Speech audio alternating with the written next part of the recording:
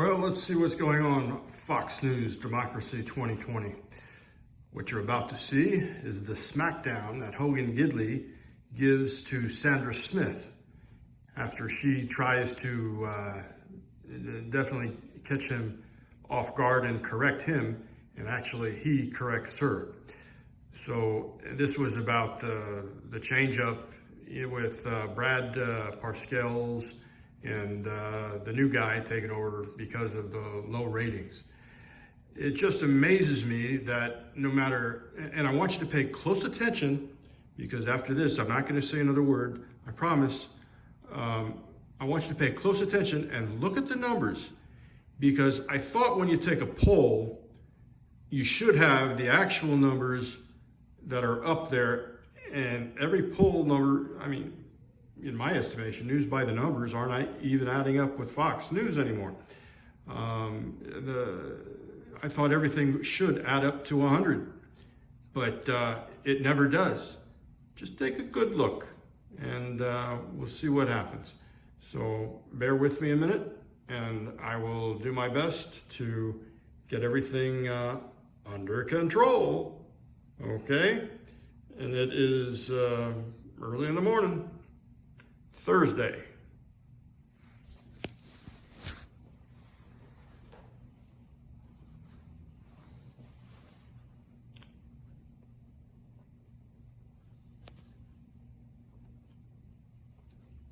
Out as President Trump's campaign manager, the president replacing him amid sinking poll numbers less than 4 months before the election. The latest national poll showing Joe Biden ahead 52 to 37 now. Joining us is Trump 2020 campaign National Press Secretary Hogan Gidley. Hogan, great to have you back. Good morning to you. So first off, Fox News is reporting, according to our sources, that Parscale was expected to stay on through the election as the campaign manager, and that staffers inside the campaign were surprised and shocked by this change. Were you?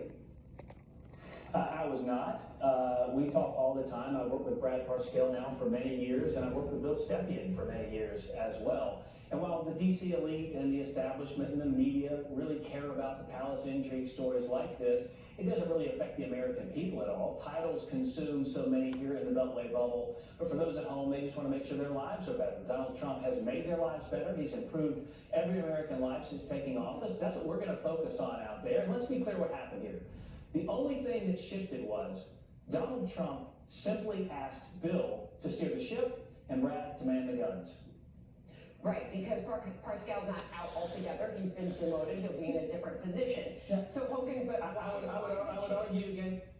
I would argue a couple things. First of all, he's not demoted. What Brad is focusing on is the digital strategy. Look, he's built something no one thought possible, raising money at clips that are at historic levels. I mean, we've raised enough money where Joe Biden would have to raise more than $1 million a day to even come close to catching us, and he still wouldn't do it. Bill Stepien, in his own right, smart, very talented, very politically savvy, been in and out of this town his entire career. So I'm looking forward to working with them both. The staff knows both of them. They love both of them. They love working with both of them. And so Brad's going to focus on one thing, Bill's going to focus on the other.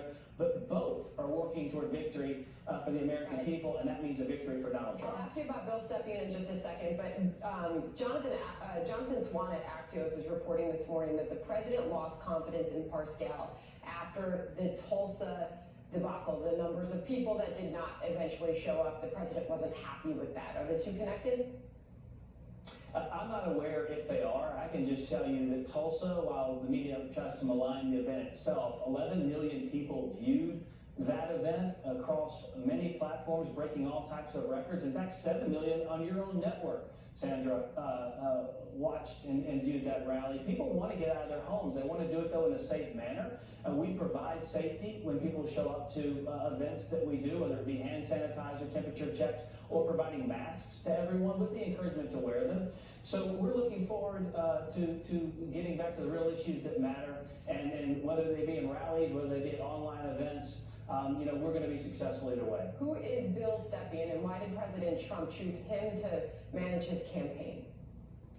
Bill's been a friend of mine for quite some time now. We work together at the White House. Very politically savvy, knows the landscape from coast to coast. I only fault Hogan Gidley for not answering this question correctly. Look, both men are great, as I I mentioned. Bill's moving in as the campaign manager, and that's a good move. No slight on Brad; he's wonderful as well. But the fact is, the president runs his campaign, and with 110. He should have answered the question. Bill is going to man the ship, Brad is going to man the guns, and we're going to move forward together to get this president reelected so the American people continue to succeed. I've got a short time left. Talk about strategy. Throw up the latest Quinnipiac poll. We're talking about it this morning. This is on handling the economy. The president has triumphed on this portion of the polling for quite some time. It's changing. Joe Biden's leading in that latest poll, 50 to 45%. Wall Street Journal on battleground state polling. You look at what is happening there. Biden leading by 12 points, 52 to 40%. This campaign shakeup follows those polls being released. You're saying the two are not connected, but what do you do strategy-wise?